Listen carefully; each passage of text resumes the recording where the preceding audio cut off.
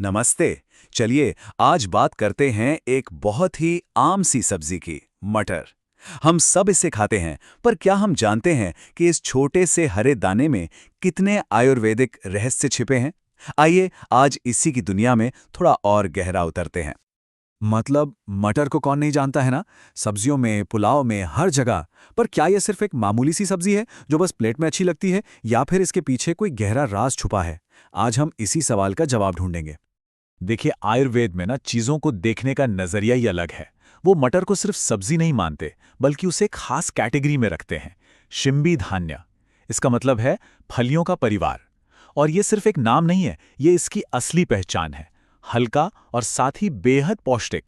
तो चलिए देखते हैं कि कैसे ये छोटा सा हरा दाना हमारे शरीर के लिए किसी अमृत से कम नहीं है और इसे कितने अलग-अलग तरीकों से पोषण देता है। अच्छा, सबसे पहली और सबसे जरूरी बात, हमारा पेट। मटर पाचन के लिए तो कमाल की चीज है।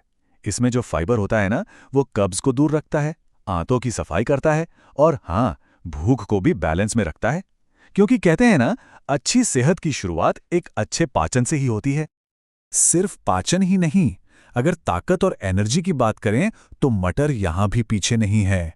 ये प्रोटीन का एक बहुत अच्छा सोर्स है, तो शरीर में जो कमजोरी होती है ना, उससे लड़ने में मदद करता है और हमारी मसल्स को सीधे सीधे पोषण देकर उन्हें मजबूत बनाता है। और सुनिए, ये सिर्फ बड़ों के लिए नहीं है। आयुर्वेद तो इसे बढ़ते बच्चों और टीनेजर्स के लिए एक सुपर फूड मानता है। सोचिए, उनकी ग्रोथ के लिए जो एनर्जी और न्यूट्रिशन चाहिए, वो इसमें भरपूर है। और इसका जादू यहीं खत्म नहीं होता। ये हमारे खून के लिए भी बहुत फायदेमंद है। खून को साफ करने में मदद करता है, हीमोग्लोबिन बढ़ाता है, और इसका असर हमारी स्किन पर भी दिखता है। एक नेचुरल ग्लो आता है। मतलब ये हमें अंदर से भी और बाहर से भी हेल्दी बनाता है। ठीक है, तो शरीर की बात तो हो गई, उसे तो हमने ताकत दे दी, पर दिमाग का क्या? चलिए अब पता लगाते हैं कि ये नन्हा सा मटर हमारे मन के लिए क्या कमाल कर सकता है। आयुर्वेद में ना खाने को 3 तरह का माना जाता है, और मटर को सात्विक भोजन कहा गया है। सात्विक मतलब जो मन में शांति, सुकून और क्लैरिटी लाए। ये याददाश्त को बेहतर बनाता है, और जो दिमागी थकान होती है ना, उसे कम करता है। स्टूडेंट्स के लिए तो ये बेस्ट है। अब इतने सारे फायदे हैं, तो सवाल ये उठता है कि क्या इन्हें पाने का कोई खास तरीका है? जी हाँ, बिल्कुल है। आयुर्वेद हमें बताता है कि मटर का पूरा पूरा लाभ कैसे उठाया जाए। देखिए, आयुर्वेद के हिसाब से हमारे शरीर में 3 तरह की एनर्जी होती हैं: वात, पित्त और कफ। मटर पित्त को तो शांत रखता है, पर अगर इसे ज्यादा खा लिया जाए तो ये वात और कफ को बढ़ा सकता है, जिसकी वजह से गैस या भारीपन महसूस हो सकता है। तो इसका हल क्या है? अरे, इसका हल तो बहुत ही आसान और मजेदार है।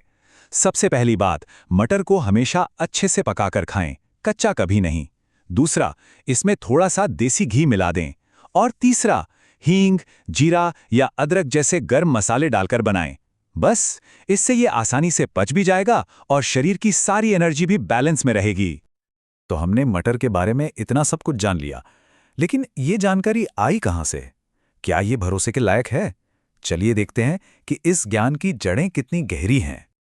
ये जो सारी बातें हैं ना, ये कोई नई खोज नहीं है। इनका जिक्र सदियों पुराने आयुर्वेदिक ग्रंथों में मिलता है, जैसे भाव प्रकाश निघंटु, राज निघंटु, और तो और महान चरक संहिता में भी। इससे पता चलता है कि ये ज्ञान कितना पुराना और परखा हुआ है। तो कुल मिलाकर बात बस इतनी सी है, सही मात्रा में और सही तरीके से खाया जाए तो ये छोटा सा मटर हमें एक हेल्दी शरीर और एक खुश मन दोनों दे सकता है। तो अगली बार जब प्लेट में मटर दिखे तो याद रखिएगा, ये सिर्फ एक सब्जी नहीं, बल्कि आयुर्वेद का एक छुपा हुआ खजाना है।